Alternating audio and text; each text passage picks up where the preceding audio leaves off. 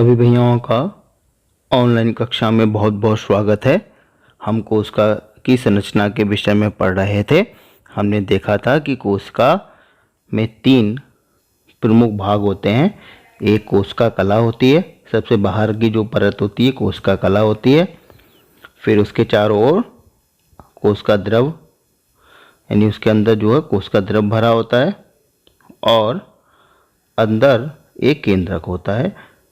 ठीक है, ये 3 मुख्य हमने भाग पढ़े थे कोशिका के। कोशिका कला सबसे बाहर वाली परत, उसके अंदर कोशिका द्रव भरा होता है और अंदर एक केंद्रक होता है। आज हम सबसे पहले कोशिका झिल्ली की संरचना के विषय में अध्ययन करेंगे। तो कोशिका झिल्ली प्रत्येक कोशिका के सबसे बाहर चारों ओर एक बहुत पतली, मुलायम और लचीली झिल्ली होती है, जिसे कोशिका झिल्ली या प्लाज्मा झिल्ली या प्लाज्मा मेम्ब्रेन के नाम से जानते हैं। यह झिल्ली जीवित एवं अर्धपारगम्य होती है। चूँकि इस झिल्ली द्वारा कुछ ही पदार्थ अंदर तथा बाहर आ जा सकते हैं, सभी पदार्थ नहीं, अतः इसको चयनात्मक पारगम झिल्ली या सेलेक्टिवली परमेबल मेम्ब्रेन कहते हैं। इस पॉइंट का क्या अर्थ हुआ? इसका अर्थ ये हुआ कि जो ये झिल्ली है, कोशिका झिल्ली है, इससे सारे पदार्थ अंदर और बाहर नहीं जा सकते हैं, इसलिए इसे अर्धपारगम झिल्ली कहते हैं। पारगम झिल्ली का अर्थ होता है कि सभी पदार्थ अंदर जा सकते हैं और बाहर से अंदर आ सकते हैं, लेकिन अगर अर्धपारगम झिल्ली है तो वहाँ पर कुछ रेस्ट्रिक्शन होंगी, यानी कुछ पदार्थ तो अंदर जा सकते हैं और इसी प्रकार कुछ पदार्थ अंदर से बाहर आ सकते हैं। ठीक है, इसलिए इस प्रकार की जो झिल्ली है इसका नेचर क्या है? सेलेक्टिवली परमेबल मेम्ब्रेन है, यानी चयनात्मक पारगम झिल्ली है। ये प्रश्न एग्जाम में बहुत बार पूछा जाता है कि चयनात्मक पारगम झिल्ली क्या होती है या कोशिका झिल्ली को चयनात्मक पारगम झिल्ली क्यों कहते हैं। अब इसकी संरचना को हम देखें तो इलेक्ट्रॉन सूक्ष्मदर्शी पर देखने पर यह दोहरी झिल्ली की तरह दिखाई देती है और इसके में जिसमें बीच बीच में अनेक छिद्र उपस्थित होते हैं। कोशिका झिल्ली लिपिड और प्रोटीन की बनी होती है। ठीक है, या एक साथ हम कहें तो ये लाइपोप्रोटीन की बनी हुई होती है। ये पॉइंट भी बहुत इंपॉर्टेंट है। अक्सर ऑब्जेक्टिव प्रश्न में इस तरह की ये चीज़ें पूछी जाती हैं कि कोशिका झिल्ली किसकी बनी होती है, तो कोशिका झिल्ली लिपिड और प्रोटीन की बनी होती है। फिर कोशिका झिल्ली के कार्य पढ़ेंगे, तो उससे पहले हमें एक प्रक्रिया के बारे में पढ़ना होगा, वो है विसरण। विसरण किसे कहते हैं? इस प्रक्रिया में पदार्थ के कण अपनी अधिक सांद्रता से कम सांद्रता की तरफ गति करते हैं। ठीक है, इस प्रक्रिया में पदार्थ के कण अपनी अधिक सांद्रता से कम सांद्रता की तरफ गति करते हैं। आप एक उदाहरण के द्वारा समझिए। जैसे आप एक रूम में हैं और किसी ने इत्र डाला, तो किसी ने जब इत्र डाला तो वहाँ पे उस समय इत्र की सांद्रता अधिक थी। ठीक है, लेकिन थोड़ी देर बाद क्या होगा, जो इत्र है वह कमरे के एक कोने से चारों तरफ फैलने लगेगा। ठीक है, तो ये प्रक्रिया कौन सी प्रक्रिया है? ये प्रक्रिया विसरण की प्रक्रिया है। ठीक है, यहाँ पर पदार्थ के कण अपनी अधिक सांद्रता से कम सांद्रता की तरफ गति करते हैं। हम एक उदाहरण के द्वारा और समझ सकते हैं। ये पोटेशियम परमैंगनेट है, जिसका सूत्र होता है KMnO4। जो पोटेशियम परमैंगनेट है लाल रंग का होता है, पिंक कलर का, और जिसे जब हम पानी में डालते हैं तो एक समय में इसकी सांद्रता अधिक है। देखिए आप यहाँ पर इसकी सांद्रता अधिक है, लेकिन हल्के हल्के पूरे पानी में समान रूप से वितरित हो जाएगा, तब पानी का रंग हमें एक समान लगेगा। तो यहाँ पर भी जो पदार्थ के कण हैं वो अपनी अधिक सांद्रता से कम सांद्रता की ओर गति करते हैं। ठीक है, हम देखते हैं कि जो कोशिका कला है उसमें ऑक्सीजन और CO2 की गति विसरण प्रक्रिया के द्वारा होती है। हम जानते हैं कि श्वसन की प्रक्रिया में हम ऑक्सीजन गैस ग्रहण करते हैं, ठीक है, और कार्बन डाइऑक्साइड छोड़ते हैं। तो सबसे पहले हम देखेंगे अपने फेफड़ों में। ये हमारे फेफड़ों की दीवार है। यहाँ पर जो फेफड़े होते हैं उनमें कूपिकाएँ होती हैं, छोटी गुब्बारे नुमा संरचनाएँ होती हैं। छोटी गुब्बारे नुमा संरचनाएं होती हैं जिन्हें कूपिका या वायुकोश कहते हैं। जब हम ऑक्सीजन लेते हैं वह पूरा ऑक्सीजन यानी पूरी वायु इन्हीं गुब्बारे समान संरचना में भर जाती है जिन्हें वायुकोश कहते हैं। इन्हीं वायुकोश से जो ऑक्सीजन है वह कोशिका के अंदर जाती है, यानी कोशिका में जो रेड ब्लड सेल्स हैं उनमें जाती है। तो कैसे जाती है हम देखेंगे। जैसे ऑक्सीजन की मात्रा कहाँ ज़्यादा होगी, फेफड़ों में, यानी जो फेफड़ों के एल्वुली हैं वहाँ पर ऑक्सीजन की मात्रा ज़्यादा होगी, यानी जो वायु कोश हैं उनमें ऑक्सीजन की मात्रा अधिक है। लेकिन जो लाल रक्त कणिकाएँ हैं उनमें ऑक्सीजन की मात्रा कम है। अब होगा क्या कि जो विस्तरण की प्रक्रिया होगी वहाँ पर क्या होता है कि जो पदार्थ के कण हैं वो अपनी अधिक सांद्रता से कम सांद्रता की ओर गति करते हैं। इसलिए जो ऑक्सीजन है वो विस्तरण की प्रक्रिया के द्वारा कहाँ जाएगी, इस कोशिका के अंदर आ जाएगी। ठीक है। इसी प्रकार कार्बन डाइऑक्साइड देखेंगे, जब श्वसन की प्रक्रिया कोशिका के अंदर होगी तब कोशिका में कार्बन डाइऑक्साइड की मात्रा बढ़ जाएगी, CO2 की मात्रा बढ़ जाएगी। अब CO2 की सांद्रता कोशिका में हो जाएगी तो वो विस्तरण की प्रक्रिया के द्वारा कहाँ जाएगी, फेफड़ों में आ जाएगी और फेफड़ों से बाहर हमारे शरीर से निकल जाएगी।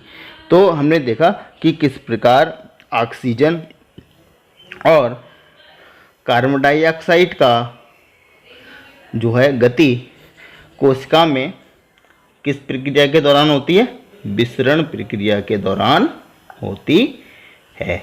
ठीक है। अब हम कुछ और उदाहरण देखेंगे। एक और हमारे पास प्रक्रिया है वो है परासरण। परासरण में क्या हो रहा है, ये भी एक विशेष प्रकार का विस्तरण ही है, लेकिन यहाँ पर क्या होता है कि इस प्रक्रिया में जल के अणुओं की गति होती है। और कैसे होती है कि इस प्रक्रिया में जल के अणुओं की गति अपनी अधिक सांद्रता से कम सांद्रता की ओर अर्धपारगम झिल्ली के आर पार होती है।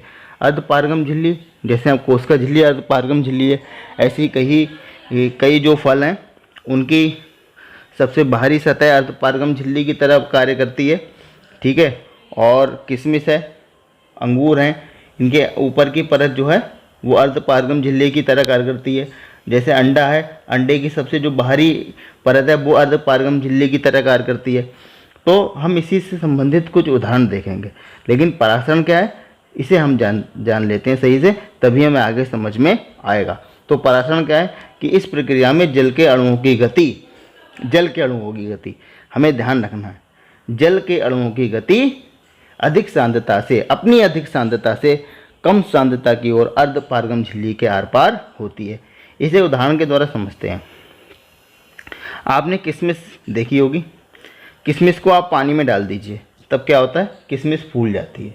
किशमिश क्यों फूल जाती है? जब किशमिश को पानी में डाला जाता है तो पानी की सांद्रता कहाँ है, जो कटोरी है यानी कोई बर्तन लेंगे तो उस समय किशमिश के जो चारों ओर पानी है वहाँ पर पानी की सांद्रता अधिक है, लेकिन किशमिश के अंदर पानी की सांद्रता कम है।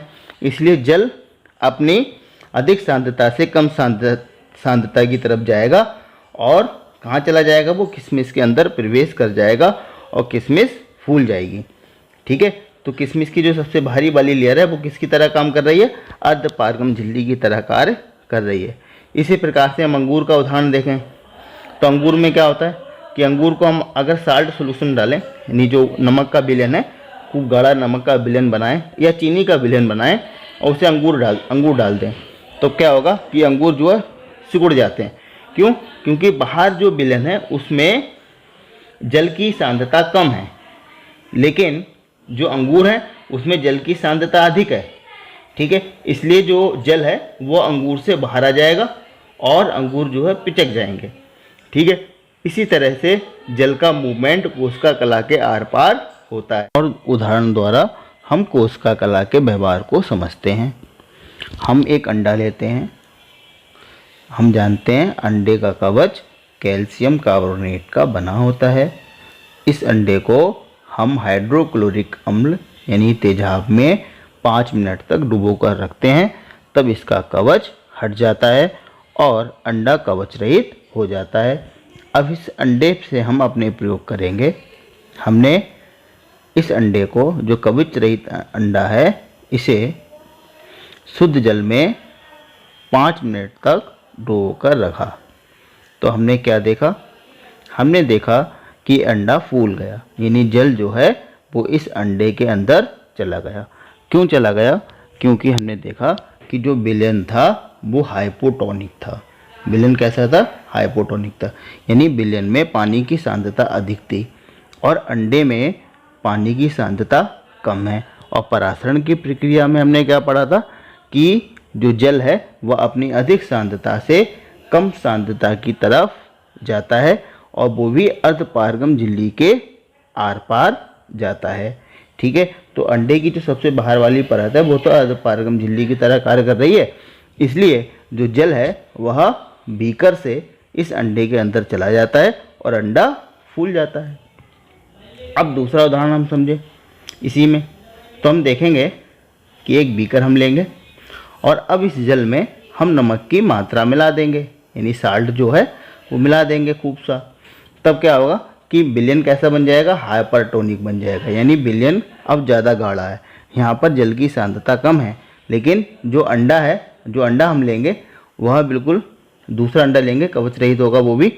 तो यहाँ पर अंडे में जल की सांद्रता अधिक है, तो जल की सांद्रता अंडे में अधिक है और जो पानी लिया है, जो साल्ट वाटर लिया है, उसमें जल की सांद्रता कम है। अब क्या होगा कि जो जल है वो अंडे से बाहर आ जाएगा और अंडा सिकुड़ जाएगा। ठीक है, तो ये दोनों व्यवहार हमने देखे कोशिका कला के। तो कोशिका कला में जो परासरण की प्रक्रिया द्वारा जल अंदर और बाहर जाता है, विसरण की प्रक्रिया के द्वारा जो कार्बन डाइऑक्साइड हमने पहले पढ़ा है, जो कार्बन डाइऑक्साइड है वह जो है गति करती है, यानी ऑक्सीजन और कार्बन डाइऑक्साइड विसरण की प्रक्रिया के द्वारा और जल परासरण की प्रक्रिया के द्वारा अंदर और बाहर जाता है। जैसे हम इसके कुछ कार्य को आगे देखते हैं। इस आधार पर हम कोशिका कला के कार्य अगर हम देखें तो एक कोशिकीय अवलवणीय जलीय जीवों तथा अधिकांश पादप कोशिकाएं परासरण द्वारा जल ग्रहण करती हैं। आपने पौधों की जड़ें देखी होंगी, उसमें छोटे छोटे हेयर लाइक स्ट्रक्चर होते हैं, यानी बाल नुमा संरचनाएं होती हैं जिन्हें मूल कहते हैं। ठीक है, ये मूल भी जल का अवशोषण करते हैं और किस प्रक्रिया के द्वारा करते हैं? परासरण की प्रक्रिया के द्वारा करते हैं। इस प्रकार परासरण और विसरण विभिन्न पदार्थों के आदान प्रदान में कोशिका कला को मदद करता है। ठीक है, इसी प्रकार हम देखेंगे और कुछ कार्य देखेंगे कोशिका कला के कि इस प्रकार कोशिका के जीवन में विसरण जल तथा गैसों के आदान प्रदान की प्रक्रिया में महत्वपूर्ण भूमिका निभाता है। इसके अतिरिक्त विसरण कोशिका को अपने बाहरी पर्यावरण से पोषण ग्रहण करने में भी मदद करता है। कोशिका से विभिन्न अणुओं का अंदर आना तथा बाहर निकलना भी विसरण द्वारा ही होता है। इस प्रकार परिवहन में ऊर्जा की आवश्यकता होती है। ठीक है, हम एक और कोशिका कला का कार्य पढ़ेंगे कि कोशिका झिल्ली का जो लचीलापन है वो एक कोशिक जीवों में कोशिका के बाह्य पर्यावरण से अपना भोजन तथा अन्य पदार्थ ग्रहण करने में भी सहायता करता है। ऐसी प्रक्रिया को एंडोसाइटोसिस कहते हैं। यानी आपने अमीबा देखा होगा, तो अमीबा की जो कोशिका कला होती है वो अधिक लचीली होती है, वह अपना आकार को बदल करके कूटपाद बनाती है और ये कूटपाद क्या करते हैं? भोजन को चारों ओर से अपने भोजन को चारों ओर से घेर लेते हैं और इस प्रकार जो कोशिका कला है वो भोजन को ग्रहण करने में भी मदद करती है। लेकिन किस में करती है? अमीबा में करती है। और प्रक्रिया क्या कहलाती है? एंडोसाइटोसिस कहलाती है। हमने एक पूरा वीडियो अमीबा के पोषण पर बना रखा है।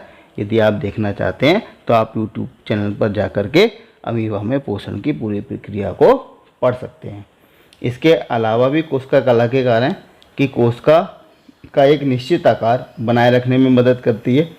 कोशिका कला यह कोशिका को यांत्रिक सहारा भी देती है और जंतु कोशिका में सीलिया, फ्लैजिला, माइक्रोबिलाई आदि के निर्माण में भी सहायता करती है।